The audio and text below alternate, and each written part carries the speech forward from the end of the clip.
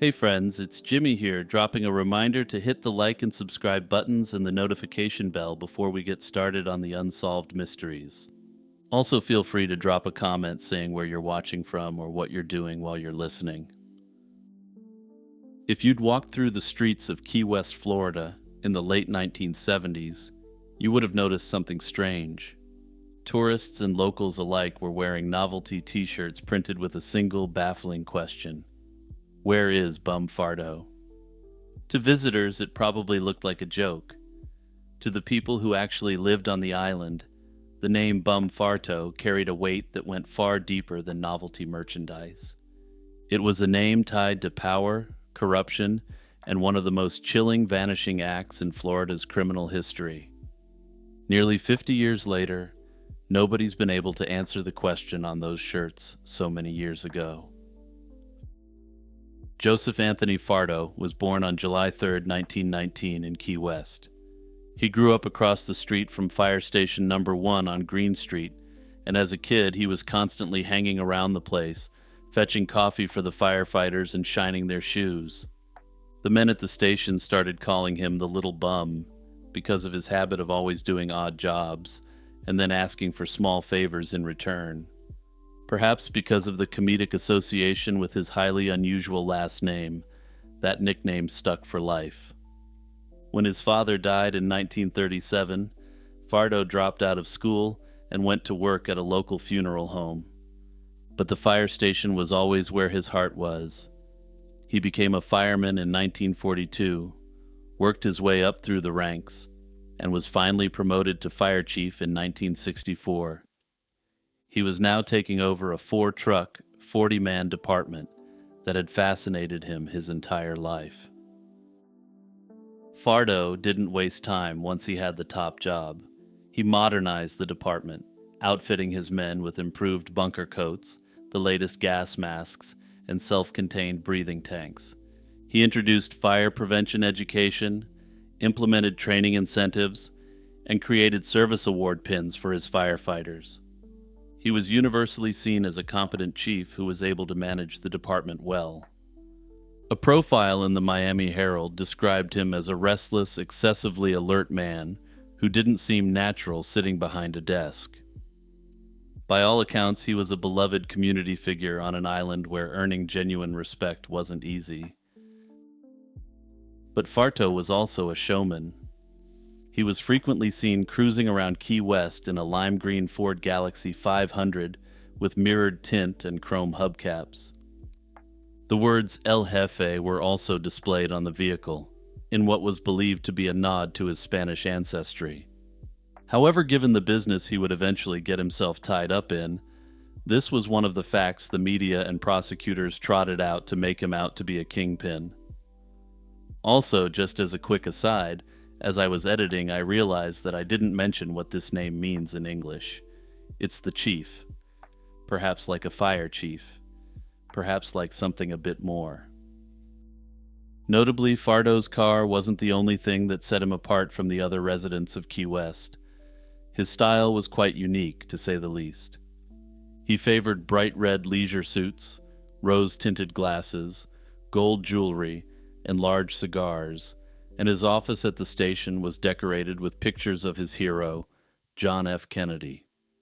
He was, in every sense, a larger-than-life character, and that flamboyance would eventually become part of the mythology that followed his downfall.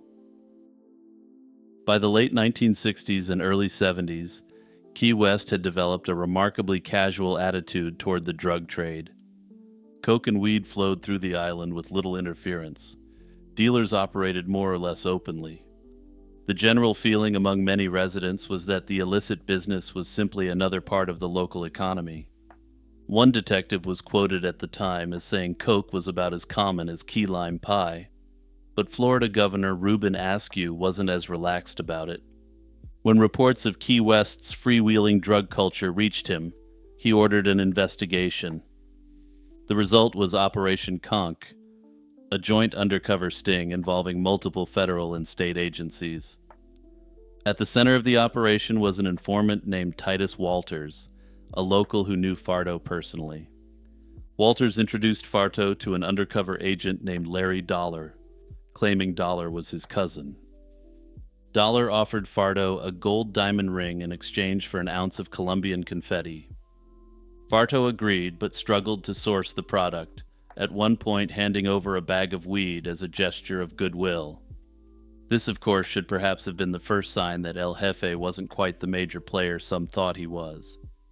He eventually came through, delivering coke to Dollar at a Key West fire station, where another agent secretly photographed the exchange. The situation took a grim turn before the arrests even came. Titus Walters was found dead in his bathtub, shot twice in the head.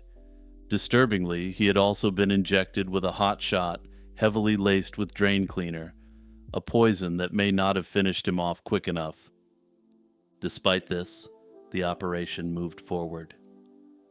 On September 9th, 1975, 28 agents descended on Key West, posing as karate enthusiasts in town for a tournament. Also right here, I have to question why there hasn't been a Netflix series on this operation yet, since this is just pure cinema. They fanned out in unmarked cars and began making arrests. Farto was the first one taken into custody, grabbed outside his home. Among those also arrested were Manny James, the city attorney and son of the police chief, and several other prominent figures. A crowd of roughly 200 people gathered outside the Monroe County Courthouse to watch suspects being brought in. Some onlookers reportedly applauded the agents, though others believed that the cheers were actually for the arrested men and not law enforcement. Farto was released on $25,000 bail, posted by a fellow defendant. His trial came in early February 1976, and it didn't go well for him. A jury convicted him of 1 count of selling weed and 2 counts of selling coke after just 30 minutes of deliberation. He was looking at a prison sentence of up to 31 years. For a 56-year-old man who'd spent his entire adult life on the small island, that was essentially the end of his life as he knew it. Notably, while the media made Bum Farto out to be a kingpin at the time, there's very little evidence that he was anything more than a minor player. It's worth noting that Farto had difficulty even obtaining coke for the undercover agent during the sting, which doesn't exactly paint the picture of a major swinger in the industry. Days after his conviction, Farto told his wife that he needed to take care of some business in Miami. His city vehicle had been confiscated, so he rented a Pontiac sedan and drove north on U.S. Route 1, the only road connecting Key West to the mainland. That was February 16th, 1976. A few weeks later, the rental car was found abandoned in Miami. There was no sign of Bum Farto. He'd jumped his bail and vanished. The disappearance immediately became the talk of the island, and the t-shirts appeared almost right away, and one shop reportedly sold over 800 of them. The theories about what happened to Bum Farto have ranged from the plausible to the conspiratorial. The most widely discussed possibility is that he fled the country and settled in Central or South America. This theory gained some traction in 1980 when reports surfaced that Farto had been spotted at the U.S. Embassy in Costa Rica. 6 residents of the town of Golfito claimed they recognized him, and authorities believed he may have lived there until around 1979, when American fugitives began being expelled. However, none of these accounts were confirmed, and the trail went cold, if there was ever a meaningful trail to begin with. Notably, others have suggested that he'd fled to Spain, given that he was fluent in the language, and his parents were from the country. That said, there's no evidence to support this, but if he did, in 1976, Spain was in a period of political turmoil, and he may have been able to simply blend in. Others believed Farto met a grimmer end. Some locals were convinced that dealers had eliminated him to keep him quiet, possibly dumping his body in the ocean. He was functionally facing spending the rest of his life in prison, a big step down from being one of the most respected people in Key West. Ultimately, there's no proof that he ever cooperated with the authorities or sought out a deal. However, as with other cases like this, it's important to remember that there doesn't actually have to be any deal in place.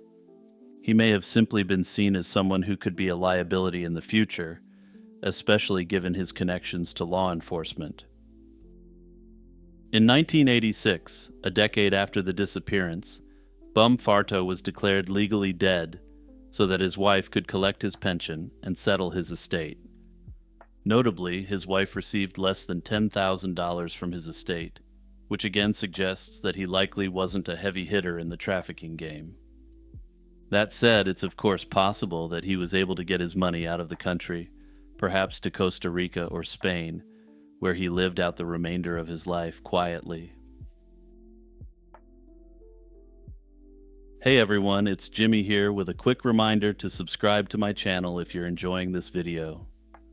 Also, don't forget to check out the Patreon or the YouTube membership to take your support for my channel to the next level. Sometimes the most consequential moments in history begin with something absurdly small. For Bogdan Stashinsky, the event that would reshape his entire life was getting caught riding a train without a ticket. Born on November 4th, 1931, in the village of Borshovichi, near Lviv in western Ukraine, Stashinsky grew up in a family with deep ties to the Ukrainian nationalist movement. His three sisters were active members of the Ukrainian Insurgent Army, an organization fiercely opposed to Soviet rule. The region itself was a hotbed of resistance, having been absorbed into the Soviet Union against the will of much of the local population. In 1950, the 19-year-old Stashinsky was arrested by Soviet authorities for the minor infraction of traveling without a valid transit ticket. It should have been a forgettable moment.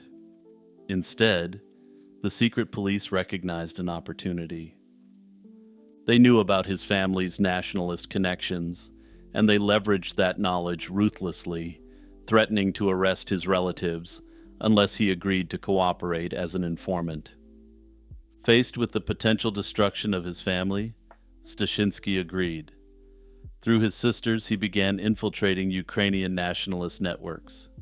His work proved effective enough that by 1952, he was formally recruited into Soviet intelligence and sent to Kyiv for espionage training. The quiet student from a small Ukrainian village was being transformed into something far more dangerous. By 1954, Stashinsky had been deployed to East Germany under the alias Joseph Lehmann, where he perfected his German and began operating within this volatile theater. His aptitude for languages and his ability to blend into foreign environments made him an ideal candidate for the kind of work Moscow had in mind. From 1956 onward, he traveled frequently to Munich in West Germany, a city that had become a hub for Ukrainian nationalist exiles and a thorn in the Kremlin's side. In 1957, the KGB trained Stashinsky in the use of a highly specialized weapon.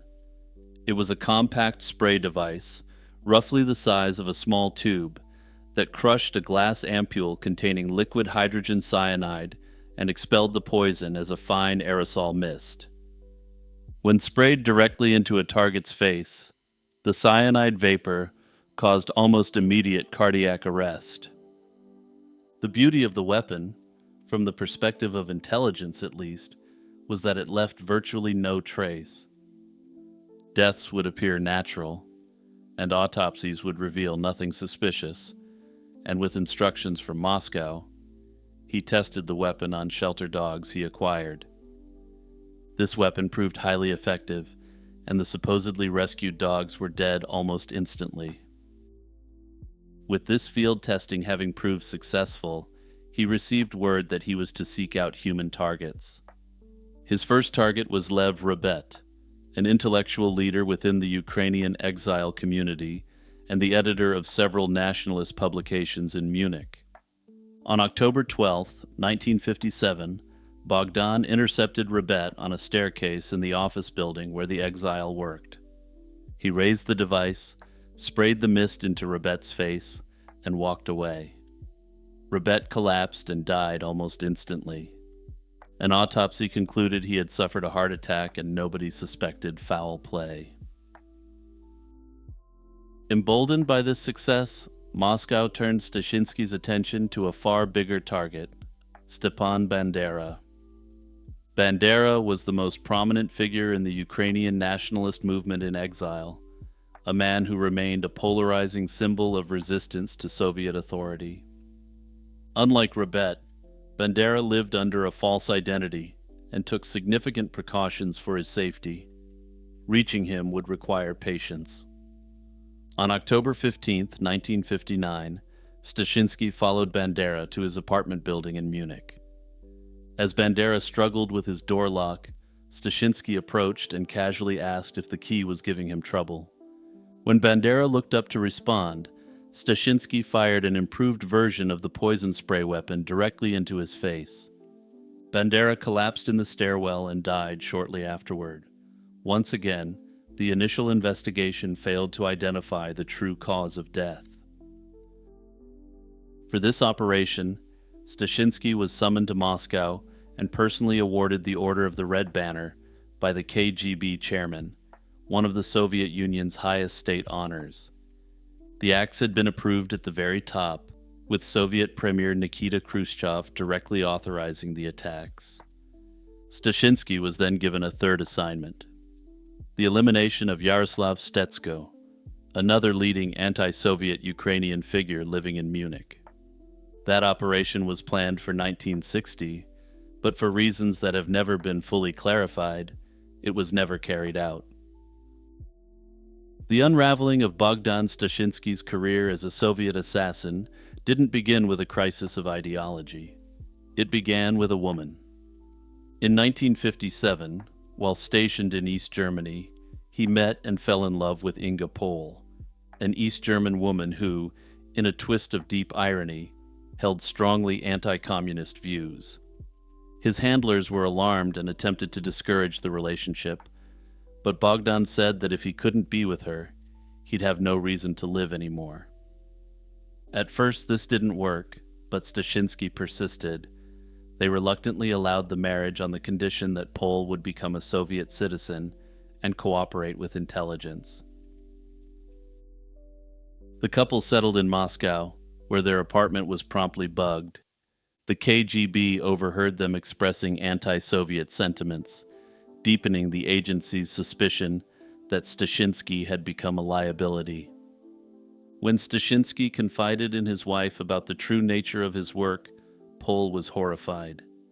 She, of course, knew that he was an intelligence agent, but she didn't realize what exactly he was doing in the course of his work.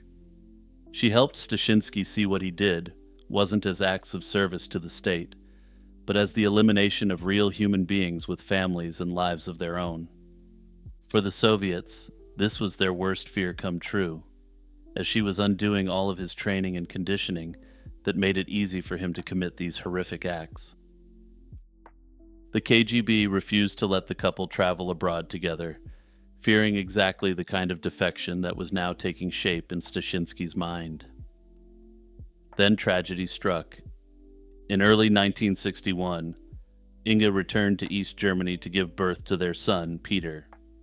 Stashinsky was forced to remain in Moscow. At just 4 months old, Peter suddenly developed a fever and died in a German hospital. The KGB, perhaps calculating that grief would make Stashinsky easier to control, allowed him to travel to East Berlin for the funeral. It was the last mistake they'd make with him. On August 12, 1961, one day before their son's funeral and literal hours before the Berlin Wall began to go up, Stashinsky and his wife slipped away from their handlers. They took a long route intentionally designed to throw off anyone who may have been tailing them. Ultimately, they arrived at a small town on the outskirts of Berlin and took a taxi to East Berlin, where they subsequently crossed the border. Stashinsky then walked into a local police station, announced that he was a KGB agent, confessed to 2 political assassinations, and asked to be arrested. The local cops were clearly in over their heads, and through a series of handovers, he eventually found his way into the hands of the Central Intelligence Agency. The CIA was initially skeptical of Stashinsky's claims, and it took extensive interrogation before his story was accepted as credible. He was turned over to West German authorities and put on trial in October 1962 at the federal court in Karlsruhe. The proceedings became one of the most sensational espionage cases of the era, drawing global media attention.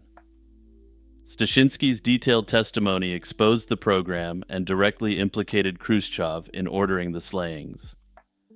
The court determined that while Stashinsky had physically committed the acts against the 2 men, the primary guilt lay with the Soviet leadership that had directed them. He was sentenced to 8 years in prison, but, with credit for good behavior, served approximately 4 years before his release in 1966. Notably, it's widely believed that he was given a much lighter sentence due to the sensitive intelligence information he handed over. While there's no direct evidence that this occurred, I'm going to go ahead and say that given what he knew, especially about the weapon he used, I feel extremely confident this was the case. Inga Pol divorced Stashinsky in 1964 while he was still incarcerated, having difficulty accepting the evil acts he had committed. She either changed her name or was granted an entirely new identity and ended up completely disappearing from the historical record. After his release, Stashinsky himself vanished just as thoroughly, and the details of what happened next remain murky and contested. According to one account, he was flown out of Germany on a U.S. Air Force plane and taken to America under official government protection. Given his ability to adopt new identities and mimic the accents and mannerisms of the people around him, it's likely he could have stayed undetected. Notably, he already had the ability to pass himself off as a German so convincingly that he lived incognito in Germany. If he turned up in Michigan or California and claimed to be an immigrant from Germany, it's highly unlikely he would have raised any red flags. As of today, nobody can say with certainty where Bogdan Stashinsky ended up, or whether the man who once carried the KGB's most secretive weapon is still alive. Born in 1931, he would be in his 90s if he survived, and bizarrely, there's a real possibility that this Soviet hitman is currently living in a retirement community in Florida.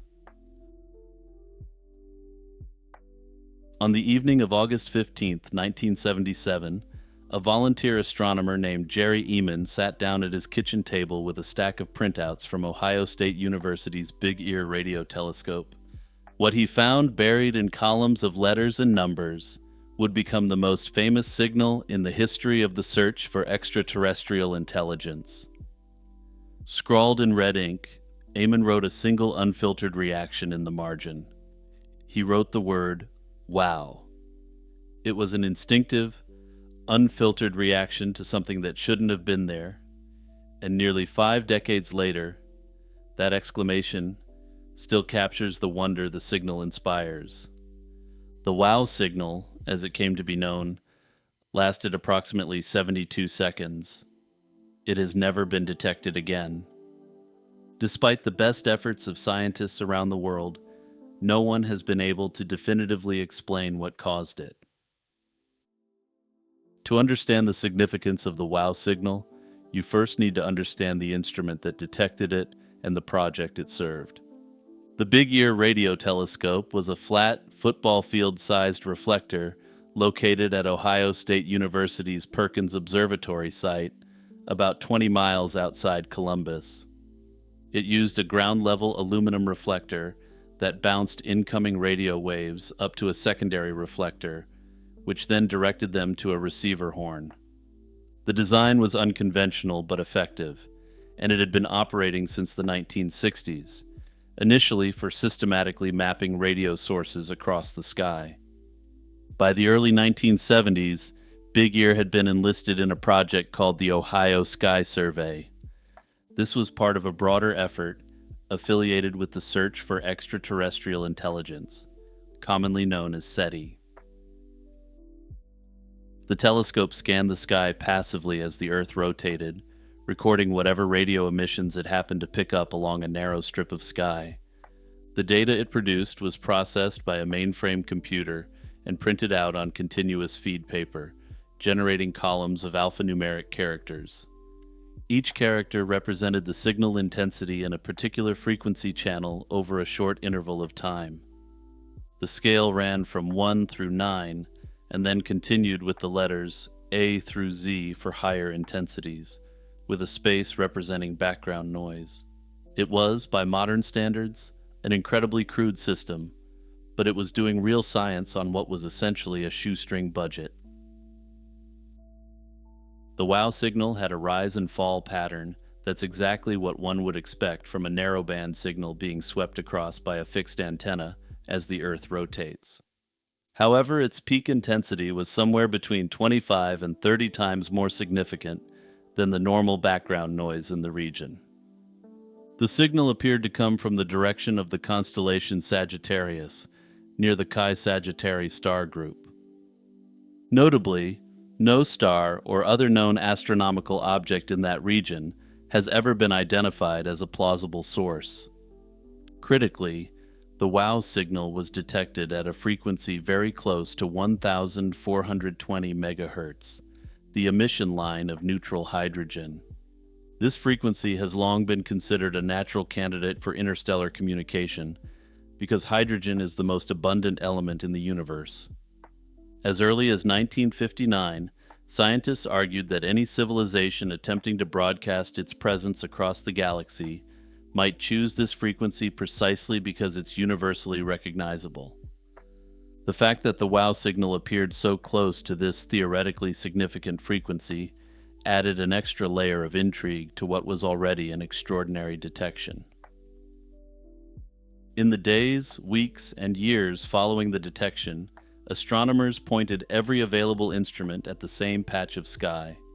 Eamon himself returned to the data repeatedly, and the Big Ear continued to scan the region as part of its normal operations.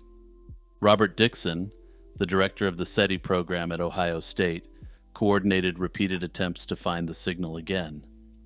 Other observatories, including the Very Large Array in New Mexico and the Oak Ridge Observatory in Massachusetts, also conducted targeted searches of the area.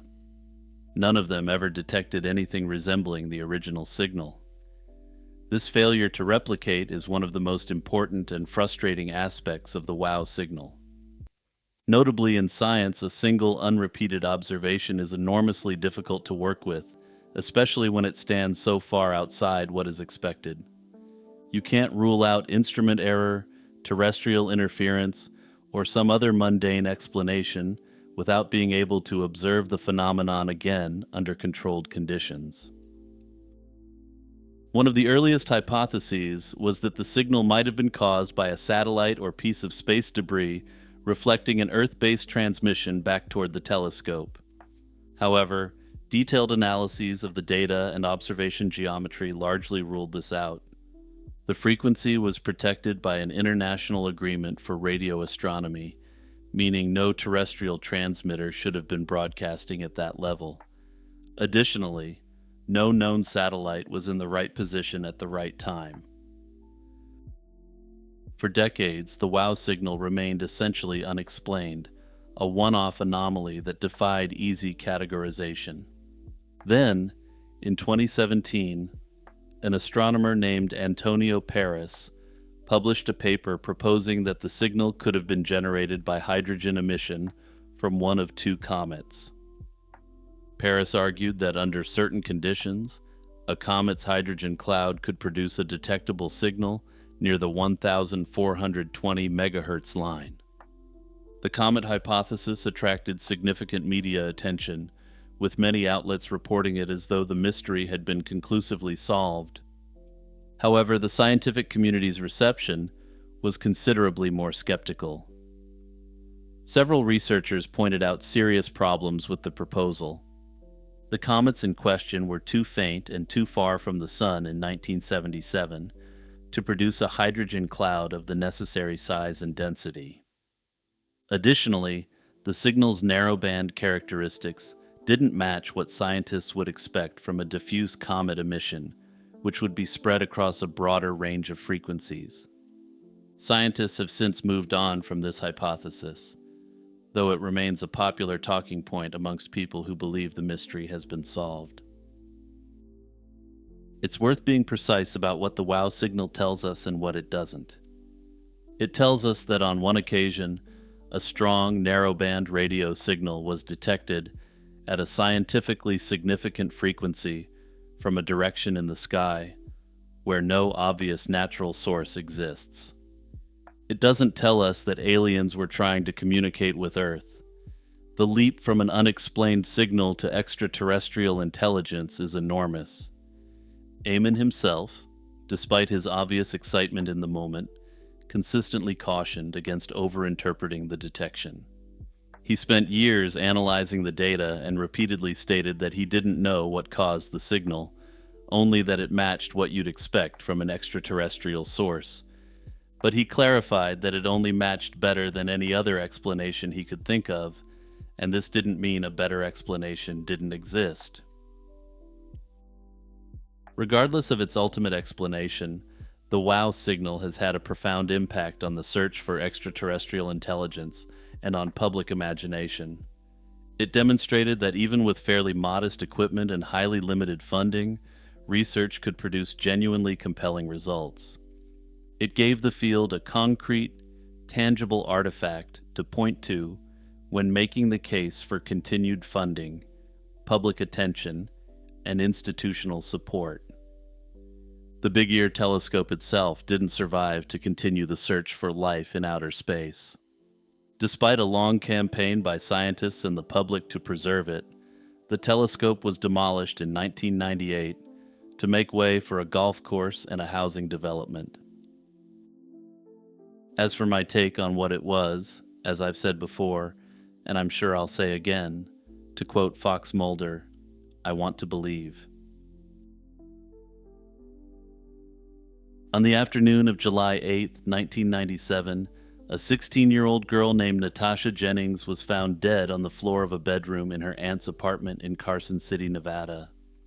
She'd been visiting from Southern California, spending part of her summer with her father, Clarence Jennings, and her aunt Sandra. By all accounts, Natasha was a bright, sociable teenager who cared deeply about her family and wasn't mixed up in trouble. She was supposed to meet her father that afternoon. She never showed up. When Clarence couldn't reach her, he called Sandra and asked her to check on his daughter. Sandra went upstairs and found Natasha lying motionless on the guest room floor. An electric fan was resting on top of her body, and her hair was damp, as though she'd recently bathed. Paramedics arrived quickly, but there was nothing they could do. Natasha was already dead. She was just 16 years old, and what happened to her in that room remains one of Nevada's most confounding unsolved cases nearly 3 decades later. From the moment investigators arrived at the apartment, nothing about the scene made straightforward sense. There were no obvious signs of trauma on Natasha's body. No bruises, no wounds, nothing that pointed immediately to an attack. The damp hair suggested she might have showered or bathed shortly before she died, and the overturned electric fan on her body was peculiar. The Carson City Sheriff's Department launched an investigation, and Natasha's body was sent for an autopsy. The results only deepened the mystery. The medical examiner couldn't determine a definitive cause of death. There was no evidence of strangulation, blunt force trauma, or any of the typical indicators you'd expect. However, investigators did find something troubling near the bedroom, a small piece of plastic that tested positive for traces of meth and coke. An examination of Natasha's body also revealed a minute amount of drug residue inside her nostrils. This detail became a focal point of the investigation, but it came with a significant caveat. When toxicology screens were run on Natasha's blood, No drugs were detected in her system. The residue was on her, but apparently not inside her. A very odd situation that has never been meaningfully explained. It was almost as if someone had staged the scene to imply that something had happened, and hoped that investigators wouldn't dig any further. Over the weeks and months that followed, three primary theories emerged about what might have happened to Natasha. The first involved a young Carson City man known publicly only as Chris. During her visit, Natasha had attended a party where alcohol was being consumed. In the days after that gathering, Natasha reportedly told her best friend back in California that she'd blacked out during the party and that Chris had indecently assaulted her. Police interrogated Chris, but they didn't believe the allegation, and the autopsy concluded there was no physical evidence of assault. Chris denied any involvement in Natasha's death, and investigators ultimately didn't pursue him as a suspect.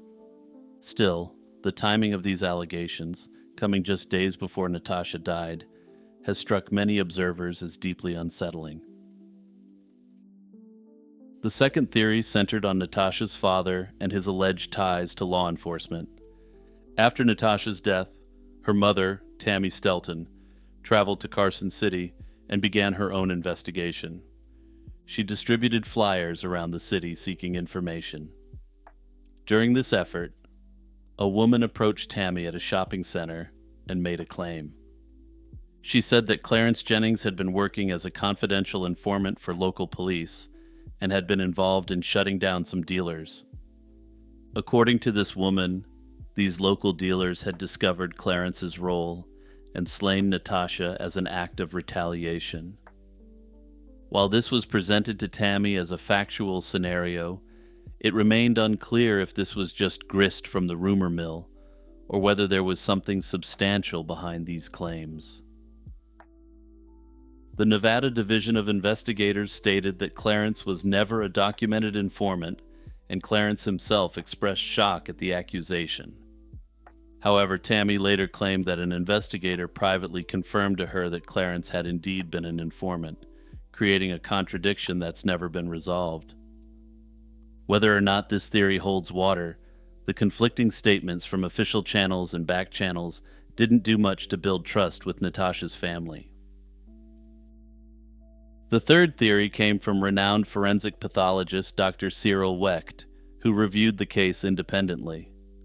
Dr. Wecht proposed that Natasha may have ingested drugs at some point during her visit and subsequently developed hyperthermia, a dangerous overheating of the body. In this scenario, Natasha would have taken a bath to try to cool herself down and then suffered a fatal spasm or seizure while drying off. This could potentially explain the damp hair and the fan found on her body. It's a theory that accounts for the physical evidence at the scene, but it relies on the assumption that Natasha used substances.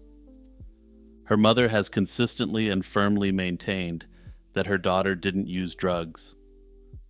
While I don't put great stock in her mom not knowing this, her friends also appear to have confirmed to investigators that she never touched the stuff. Further yet, the absence of any substances in her bloodstream makes the overdose angle difficult to support with confidence, at least in my view. What followed Natasha's death was years of frustration for her family, particularly for Tammy Stelton. Tammy felt that the investigation had been mishandled from the start and that Carson City officials were either incompetent or deliberately withholding information. She complained that the district attorney spoke with her directly only once, shortly after Natasha's death, and then failed to respond to multiple written inquiries. In 1999, her attorney filed a petition in Carson District Court on Tammy's behalf, seeking to convene a grand jury to investigate her daughter's death. The petition was denied. Tammy appealed to the Nevada Supreme Court, but the court rejected the effort as well, siding with authorities who maintained that the investigation had been fair and thorough. However, eventually, after further protests, the Nevada Division of Investigation reviewed the case at the district attorney's request and concluded that nothing more could be found. The district attorney acknowledged that the death was mysterious, but maintained there was no indication that formal proceedings would uncover new information. In August 2008, Clarence Jennings died after what's been described as the brutal aftermath of an attempt to voluntarily pull the curtains on his life. He reportedly left a note, was found and placed on life support, and ultimately passed away, preventing any more investigation about what he knew. Whether his death was connected to a sense of guilt or grief or unrelated personal struggles is unknown, but it removed a central figure from the case. Notably, Natasha's case was featured on Unsolved Mysteries in an episode that first aired on August 15, 2001, bringing national attention to the mystery. While the show was well past its cultural zenith at that point, this led to millions of people being exposed to the mystery surrounding her passing. Despite this, no new material leads were generated, and as of now, Natasha's case is no closer to being solved than it was on the day she was found. Ultimately, something happened to Natasha Jennings in that apartment, and whatever it was, the truth has proven stubbornly resistant to discovery.